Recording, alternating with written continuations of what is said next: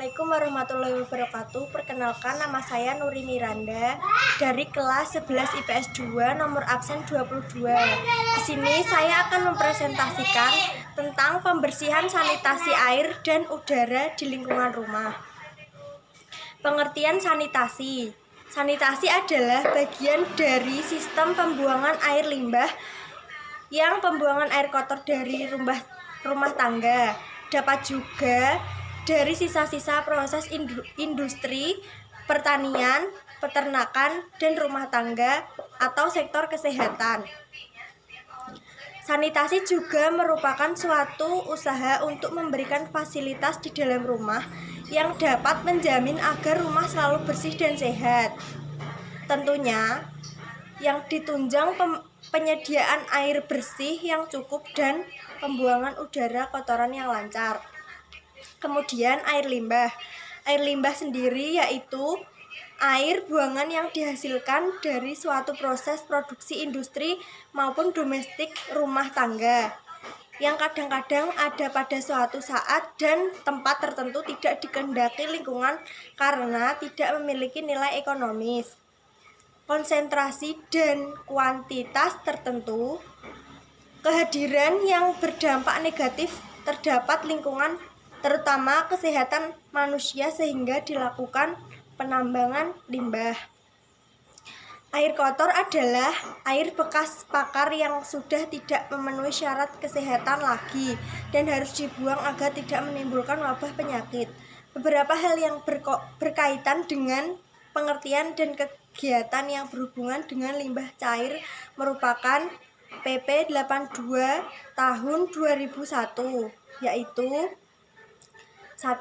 Air adalah semua air yang terdapat di atas dan di bawah permukaan tanah kecuali air laut dan fosil. 2. Sumber air adalah wadah air yang ada di atas dan di bawah permukaan tanah, seperti mata air, sungai, rawa, danau, waduk, dan muara. Nomor 3. Pengelolaan kualitas air adalah pemeliharaan air sehingga menjaga kualitas udara yang diinginkan sesuai peruntukannya untuk menjamin kualitas tetap dalam kondisi alamiah.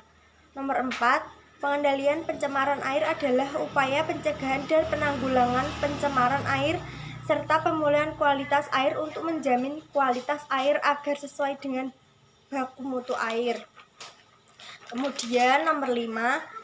Pencemaran air adalah masuknya makhluk hidup, zat, energi, dan komponen lain ke dalam air oleh kegiatan manusia sehingga kualitas air turun sampai ke tingkat tertentu yang menyebabkan udara tidak berfungsi lagi sesuai dengan peruntukannya. Nomor 6. Limbah cair adalah sisa dari hasil usaha dan kegiatan berwujud cair. Nomor 7. Baku mutu limbah cair adalah batas ukuran atau kadar tidak pasti pencemar yang ditenggang keberadaannya dalam limbah cair yang akan dibuang atau dilepas ke dalam sumber air dari suatu usaha dan atau kegiatan. Kemudian saya akan membahas tentang alat pembuangan air kotor. Alat pembuangan udara kotor dapat berupa kamar mandi, wastafel, keran cuci, WC, dan dapur. Udara dari kamar mandi tidak boleh dibuang bersama-sama dengan udara dari WC maupun dari dapur, sehingga harus dibuatkan saluran masing-masing. Diameter pipa pembuangan dari kamar mandi adalah 3,7,5 cm. Pipa pembuangan dari WC adalah 4,10 cm. Dan dari dapur boleh dipakai diameter 2,5 cm.